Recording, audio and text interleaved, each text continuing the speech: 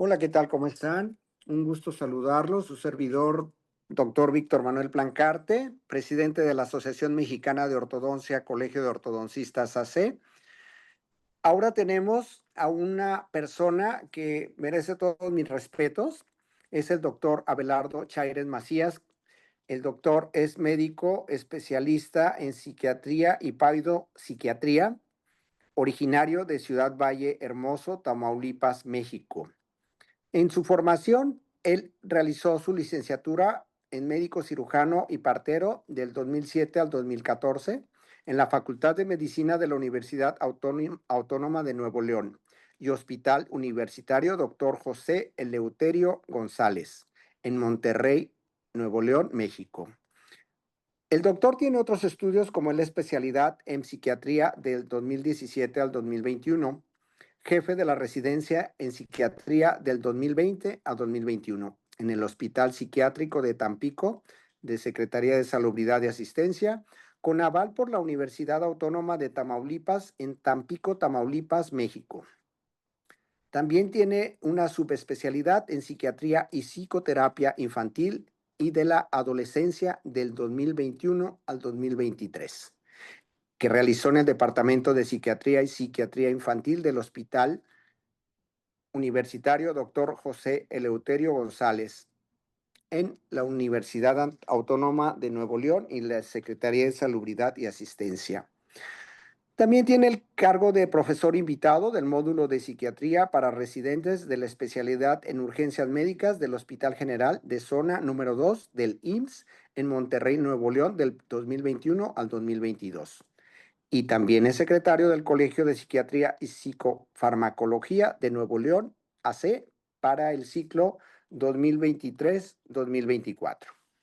El tema que nos presentará hoy el doctor es generalidades de salud mental. Doctor, un honor que esté usted aquí con nosotros. Le cedo la palabra, por favor. Adelante.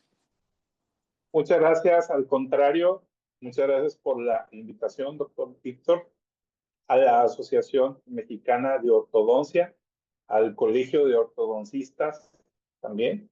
Muchas gracias a todos ustedes que están aquí presentes en esta plática que voy a tratar de resumir y que, como ya mencionaron, son generalidades sobre salud mental o en salud mental. Ustedes me dicen, por favor, si ahí ya se empieza a ver o se puede ver la primera diapositiva. Sí, doctor, sí se ve.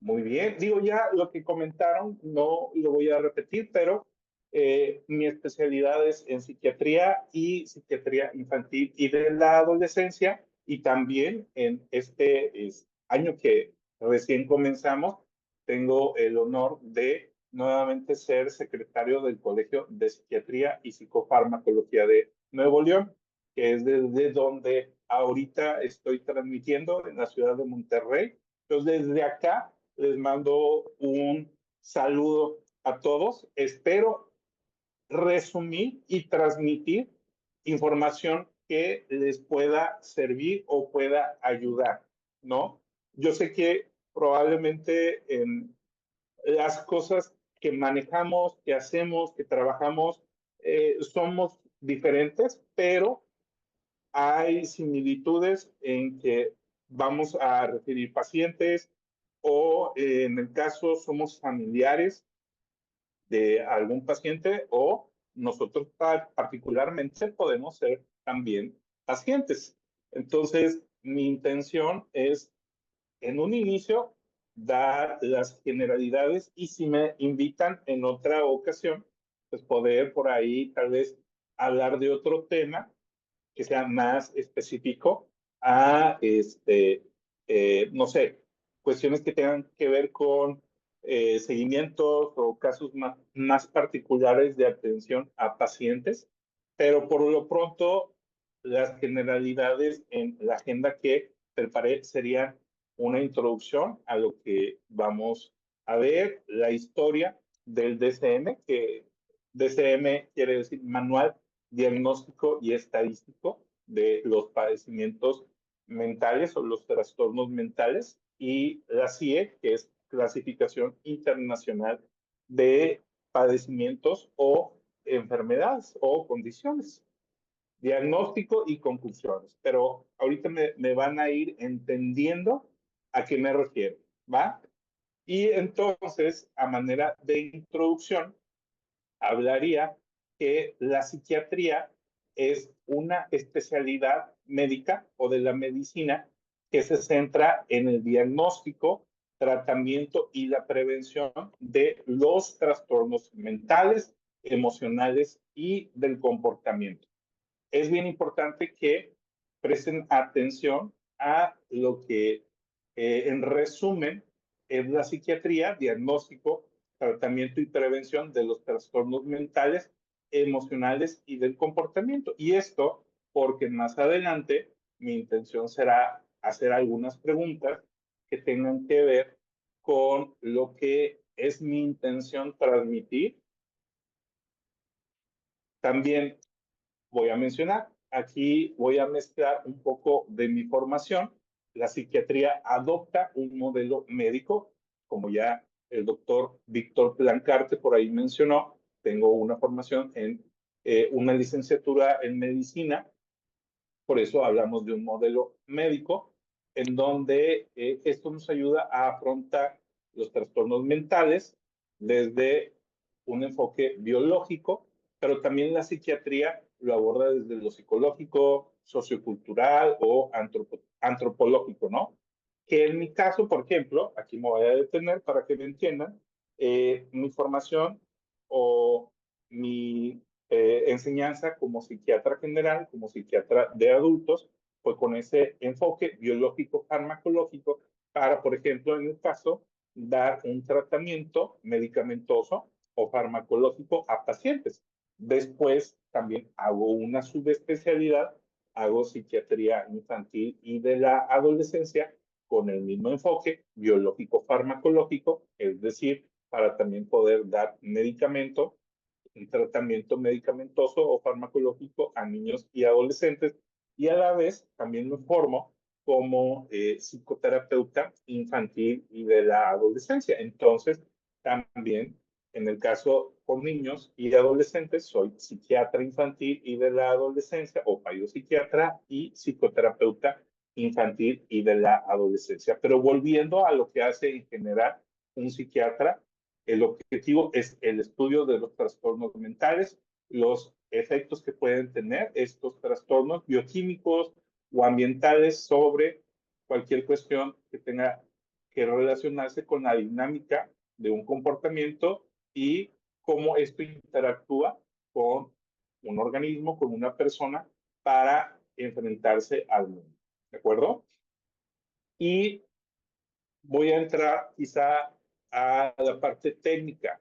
Tenemos un manual diagnóstico y estadístico de los trastornos mentales que se llama DSM. El DSM, la Biblia, por así decirlo, de la psiquiatría, se originó en Estados Unidos y quienes ayudaron a poder integrar, porque en ese entonces, cuando no había un DSM, que a lo mejor todos actuaban según sus criterios, que no había una unificación o que todos pudiéramos usar mismos criterios para un diagnóstico.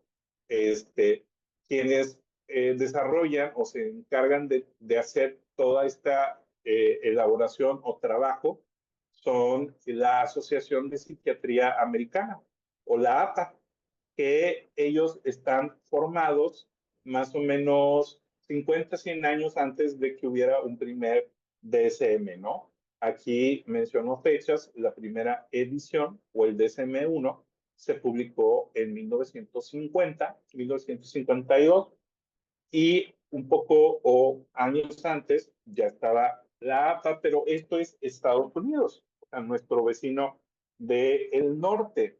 Por su parte, hay algo que se llama CIE, que arriba menciono DCM, la APA y la CIE, la OMS, que como sabemos OMS es la Organización Mundial de la Salud, y para cuando hubo el primer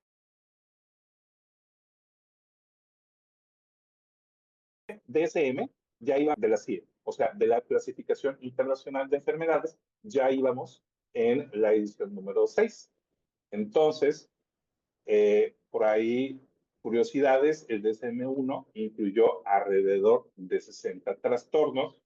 El DSM-4 se publicó en 1994 y actualmente, al día de hoy, nos regimos por el DSM-5, que fíjense, ya lleva 11 años, que empezó en 2013. Ya vamos también en el DSM-5, traducción revisada, y bueno, hay otras ediciones, pero dentro de la quinta versión o la quinta edición.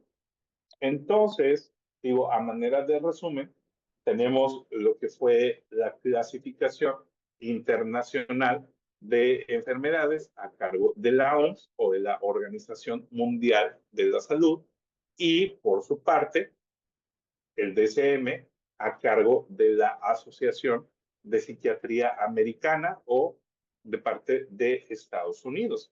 Me voy a centrar más en la CIE, porque probablemente es en donde quizá converjamos más. Entonces, la CIE lo que quiere decir, ya dijimos, Clasificación Internacional de Enfermedades, un sistema de códigos. Es un instrumento de salud pública y permite identificar tendencias o hacer estadística de salud, y esto aplicable a todo el mundo, porque ya dijimos, OMS, Organización Mundial de la Salud, ¿no? Y tiene su origen, de hecho, cuando comenzó en una lista de etiología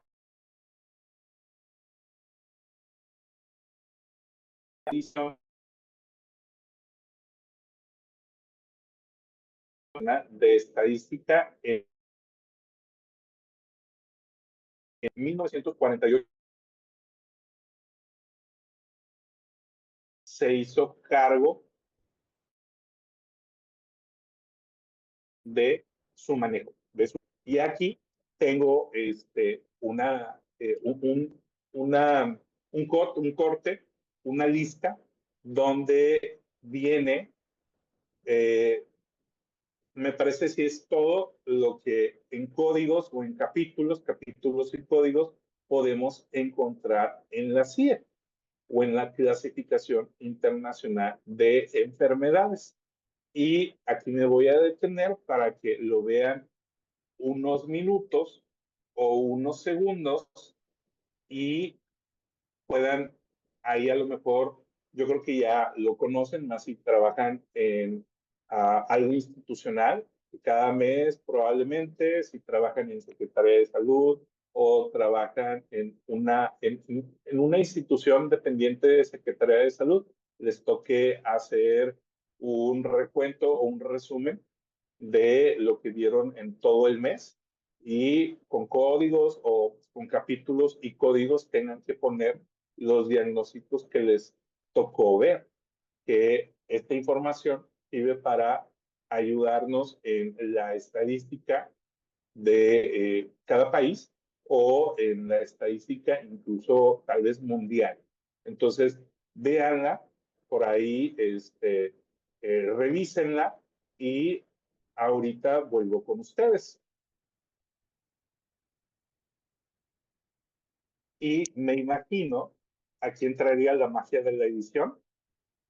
No sé si ahí les puedo preguntar o...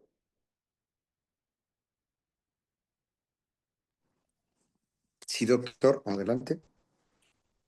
Entonces, como quiera, mi intención es que vean bien esta tabla o esta lista, y más adelante les voy a preguntar si algo les llama la atención o si algo les llamó la atención de esta lista, pero por eso es que ahorita le pongan mucha atención y continúo dentro de las curiosidades que tal vez pudieron llamarles la atención.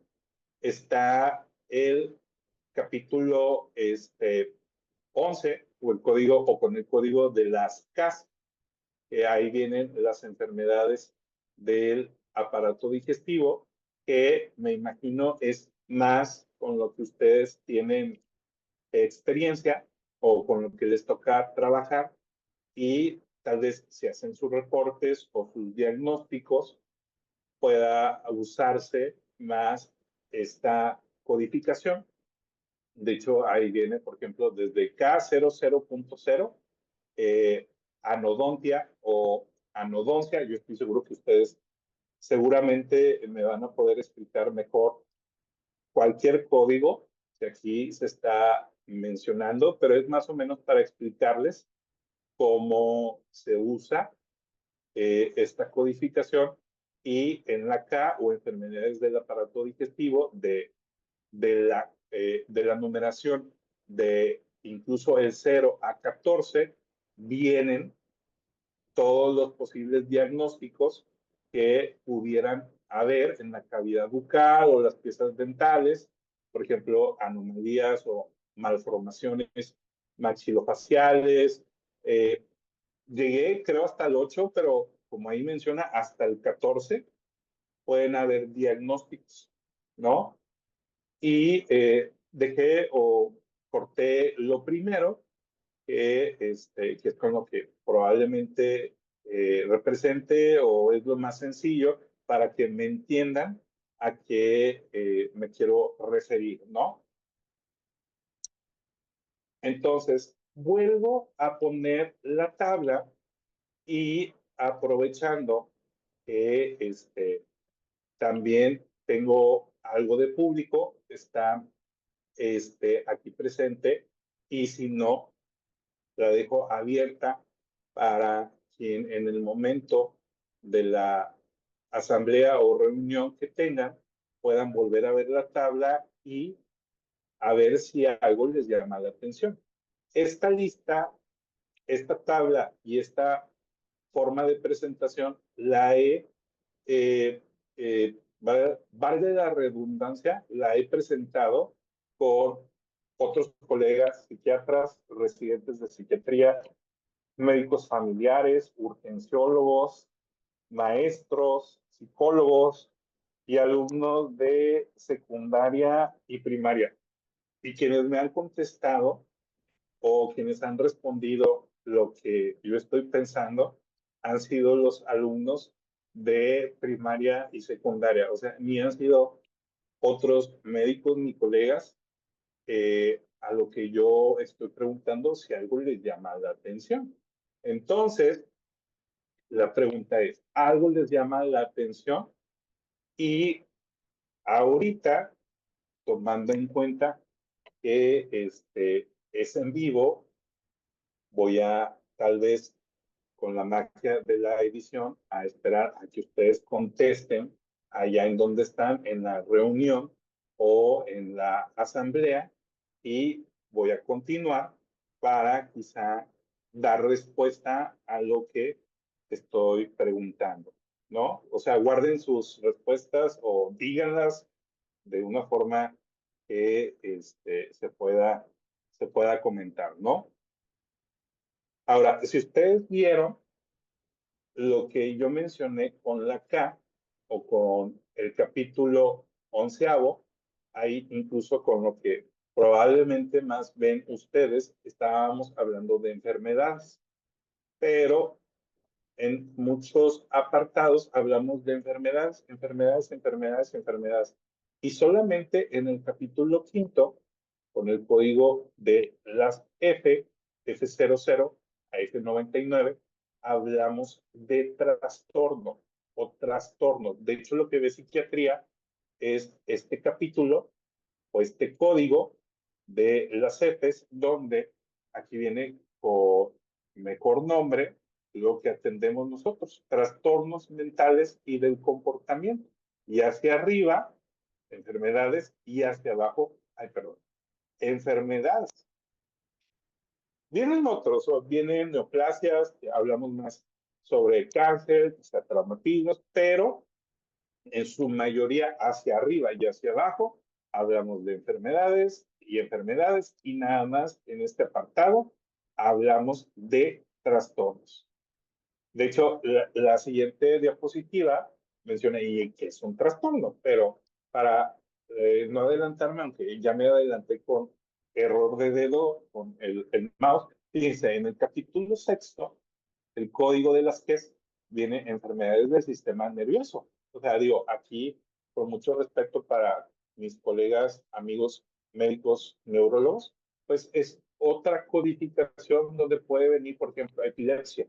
Ellos se encargan del manejo de algunas enfermedades que tienen, o de la mayoría de las enfermedades que tienen que ver con el sistema nervioso, como es la epilepsia, pero en psiquiatría nos seguimos dedicando a principalmente tratar, diagnosticar o prevenir los trastornos mentales y del comportamiento, ¿no? Entonces, otra vez, la pregunta, entonces, ¿qué es un trastorno? O sea, esa es la incógnita o la principal duda que a mí me gusta, tal vez hablando en generalidades, que las personas puedan como hacerse esa pregunta, ¿qué es un trastorno? Porque quizá nunca, incluso siendo profesionales del área de la salud, nos hemos hecho esa pregunta. Y porque ahí dice trastorno. ¿Qué es un trastorno? ¿Cuál es la diferencia en un trastorno? Y como dije que probablemente cuando empecé a hablar de el DCM o la CIE, era empezar a hablar de cuestiones técnicas. Probablemente esto va a ser también lo más técnico de lo que voy a hablar, pero yo estoy seguro que ustedes me entenderán. En el primer escalón, o más bien, en resumen, aquí hablamos de diagnóstico. Y en el primer escalón tenemos un diagnóstico que puede ser signo o sintomático, pero es una sola cosa. Por ejemplo, si hay dolor o rinofagia, o si hay dolor de alguna pieza dentaria o dental, si mal no recuerdo es odontalgia, me parece, pero es una sola cosa. Pero ahí podríamos agregar, no sé, fiebre es una sola cosa, cefalea o dolor de cabeza es una sola cosa, rinorrea, lo que ustedes tal vez tengan o vean en cuanto a signos o síntomas de paciente. Por ejemplo, la fiebre, ¿qué es? ¿Un signo o un síntoma? Y hay quienes van a decir que es un signo y hay quienes van a decir que es un síntoma, pues es las dos. Es un síntoma porque el paciente, la persona va a sentir el calor, pero es algo que se puede ver, por ejemplo, en un termómetro, que si hablamos de cifras de 38 para arriba, hablamos de fiebre, y abajo 37.5 para arriba, febrícula, y bueno, hablamos de diagnóstico signo o sintomático cuando tenemos una sola cosa, ¿no? El siguiente escalón, hablamos de un diagnóstico sindromático, cuando a lo mejor juntamos diferentes signos o síntomas. Ya le di un mouse, un plenazo error de dedo, pero el siguiente escalón, cuando juntamos todo, mencionamos diagnóstico sindromático. O sea, por ejemplo, fiebre, dolor de cabeza, rinorrea, dolor en cualquier parte. El siguiente escalón, si hubiera un diagnóstico fisiopatogénico, por ejemplo, un laboratorio. Acá en medicina, yo creo que ustedes también usan diferentes formas o diferentes laboratorios para poder hacer un tratamiento. Vamos a hablar de algo muy común, una biometría hemática. Si hay elevación de los glóbulos blancos, una leucocitosis, pues hablamos de un proceso inflamatorio, que si es por una infección, va a haber, si es predominio viral, aumento de linfocitos, y si es predominio bacteriano, pues aumento de neutrófilos, pero hay un laboratorio. Y en el último escalón tenemos un diagnóstico etiopatogénico, que etio o etiología, hablamos de causa. Por ejemplo, todos por ahí del 2019 al 2021-2022 tuvimos un síndrome febril que probablemente si nos hicimos un laboratorio salió leucocitosis con predominio linfocitario, pero hasta que no hubo alguien que por a lo mejor replicación de un RNA mensajero dentro de una célula de un virus, que hasta que no supieron cuál virus, que se dieron cuenta que era el SARS-CoV-2, hasta ese entonces, lo que todos tuvimos como síndrome febril o que empezó, por ejemplo, como fiebre o dolor de cabeza o tos o rinorrea, pero hasta que no hubo esa identificación del virus SARS-CoV-2, no se le puso enfermedad del COVID-19 a todo lo que todos, seguramente la mayoría, que no es que todos, presentamos. Y entonces, ahora sí, voy a dar clic a esta parte que para mí es lo más importante de la plática de ahorita, lo que es mi intención de compartirles, donde si pudiéramos poner una línea que divida entre o hacia arriba de diagnóstico fisiopatogénico y etiopatogénico de causa, si pudiéramos dividir, ahí hablamos o hablaríamos de enfermedades. Y si debajo de la línea entre diagnóstico sindromático y signo o sintomático, vamos a hablar de trastornos porque no conocemos la causa de muchos de los padecimientos, condiciones o la mayoría de los trastornos que seguimos con esta nomenclatura. Se ha avanzado mucho, se sabe qué vías tal vez intervienen o interactúan, si una vía serotoninérgica o una vía dopaminérgica, pero hasta el momento no conocemos completamente la causa de todas estas condiciones o padecimientos y por eso seguimos hablando de trastornos. Puede haber a lo mejor tristeza, irritabilidad, cambios o alteraciones de conducta, pero es a lo mejor en una cosa o si juntamos todo, hablamos o seguimos hablando de síndromes, seguimos hablando de trastornos. Incluso, por ejemplo, ahorita, para que me entiendan, un ejemplo muy simple o muy burdo, si dos personas van en un mismo carro y este auto o carro se voltea, pues a lo mejor solamente una persona desarrolla un trastorno de estrés postraumático, pero no las dos. Y no sabemos exactamente las causas porque, aunque sean hermanos, quizá, porque uno sí desarrolló tal vez el trastorno y otro no. Pero es un ejemplo tal vez muy simple de a quién nos estamos refiriendo. Entonces, mi intención, ustedes como profesionales de la salud también, como colegas en esta área, es que ustedes entiendan y sepan a qué nos referimos con trastorno. Y esto no nada más nosotros que somos profesionales de la salud, sino en general a todas las personas o que todos puedan tal vez como conocer un poco de a quién nos referimos con trastorno, porque seguimos hablando de trastorno. Ahorita voy a volver a poner la lista de la clasificación internacional de padecimientos, condiciones o enfermedades, pero ahorita, a manera de conclusión, la pregunta es, ¿cuál es la importancia de los test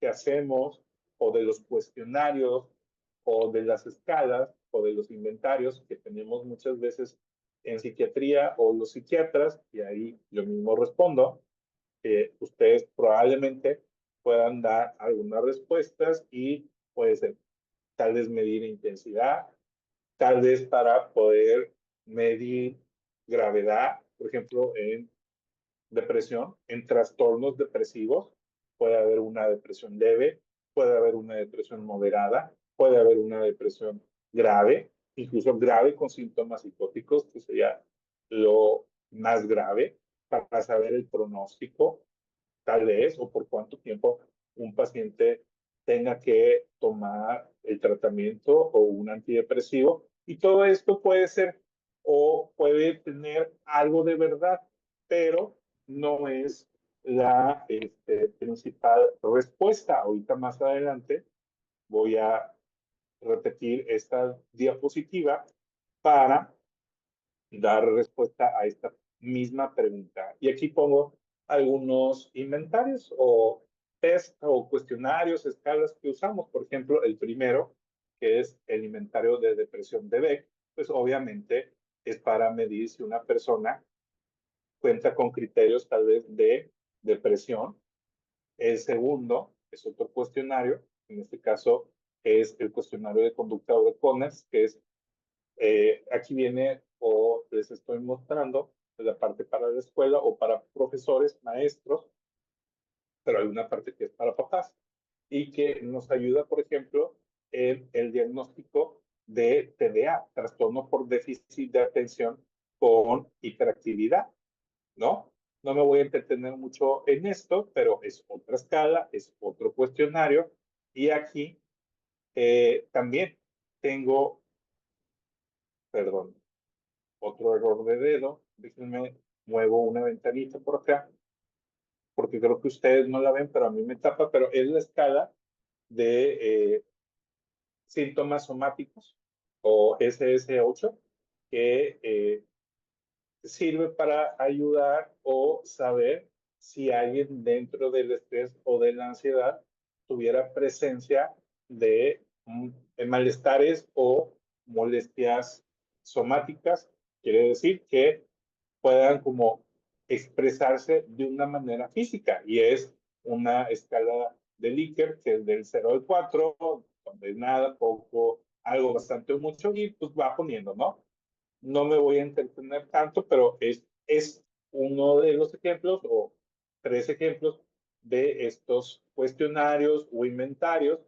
Y vuelvo a hacer la pregunta, ¿cuál es la importancia de estos test, cuestionarios, escalas o inventarios? A ver si no doy todavía la respuesta, pero acá vuelvo a poner esta misma escalera de diagnósticos para, por ejemplo, en el caso de depresión, si alguien llegara a urgencias por quizá un intento de autolesión o autodaño o intento suicida, pues no tenemos un marcador, por ejemplo, ahorita inventando una molécula, de decir en urgencia, pues hay que pedirle depresinas en sangre, y si son de 200 para abajo, pues hablamos de depresión leve, si son de 400 para abajo, pues depresión moderada, y si son de 600 depresinas, pues hablamos de depresión grave.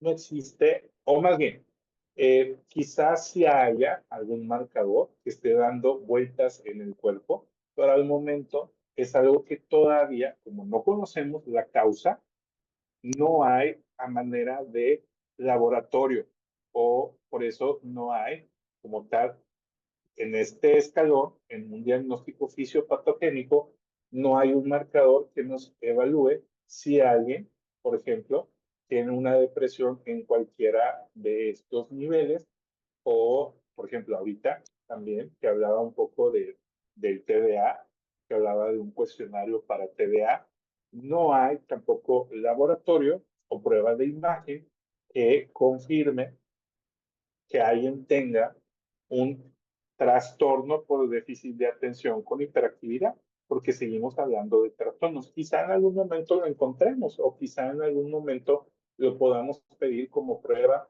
como estudio de laboratorio, de imagen o de gabinete, pero al momento no hay. Entonces, pueden hacernos, no sé, resonancias o tomografías o radiografías, pero no es que un lado sea más grande que otro, no es que en el centro hay una bolita tal vez verde y quienes salen con una bolita azul tengan, por ejemplo, un TEA, trastorno del espectro autista, pero seguimos hablando de trastornos porque no es en lo macro, no es algo que ahorita se pueda identificar por medio de una prueba o más bien un laboratorio o un estudio de imagen. Entonces, la pregunta, ¿cuál es la importancia de estos test, cuestionarios, escalas o inventarios? Y vuelvo a mencionar, medir la intensidad, gravedad, pronóstico. En realidad, digo, todo eso es cierto, todo eso tiene que ver, pero muchas veces es todo con lo que en la mayoría de veces contamos para poder hacer un diagnóstico o poder dar un diagnóstico. No hay todavía alguna otra forma.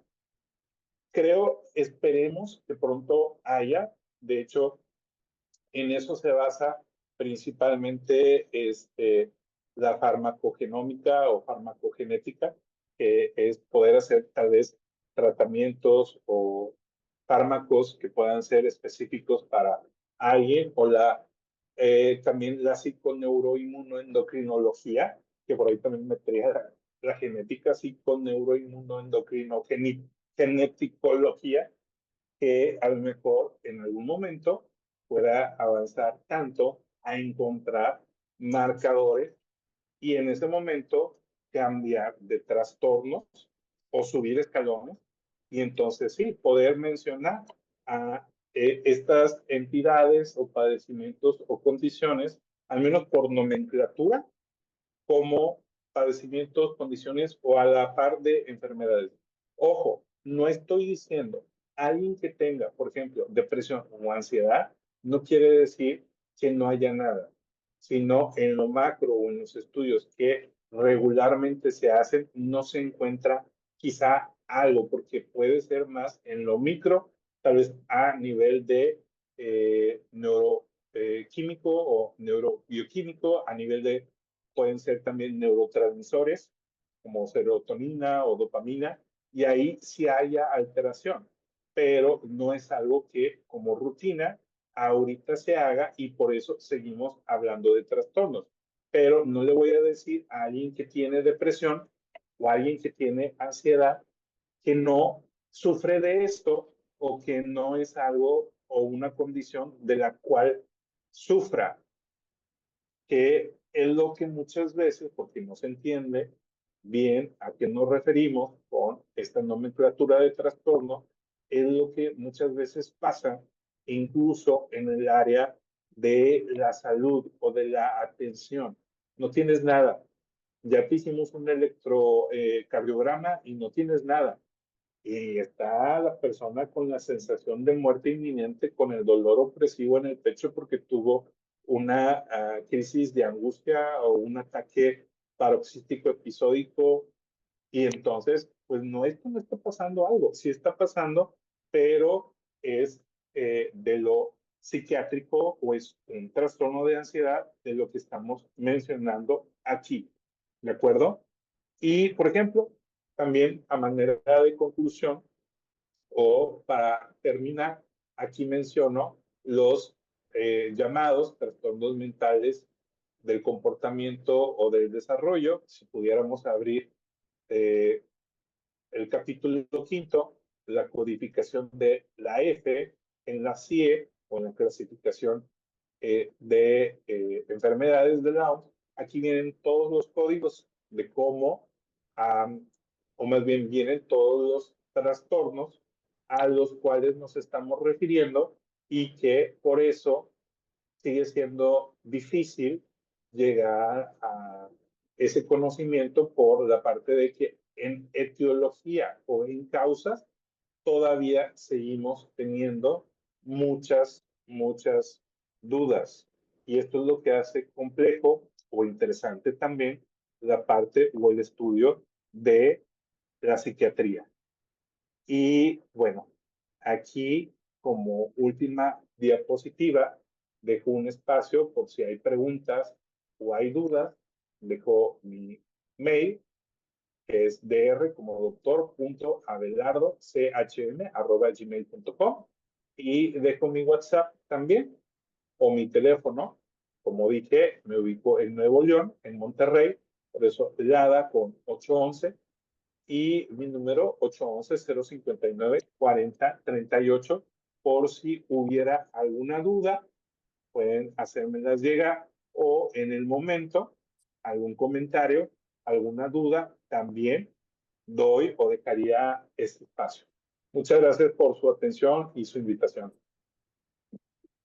Gracias, doctor Abelardo Chaires por esta plática muy interesante. Le agradecemos enormemente que nos comparta todos sus conocimientos. Eh, Espero que nuestra audiencia se comunique con el doctor para cualquier duda o cualquier información que ustedes requieran. El doctor es una persona que se presta a todo tipo, a dar todo tipo de conferencias e información que ustedes requieran. Quiero agradecer por estar en esta charla de parte de la Asociación Mexicana de Ortodoncia y los invito a que se metan a la página amomisonrisa.org.mx o también a la página amo.org.mx. Gracias por estar con nosotros y les mando un gran saludo y tendremos más pláticas de diversos temas que estaremos enviándoles. Que tengan un bonito día. Gracias.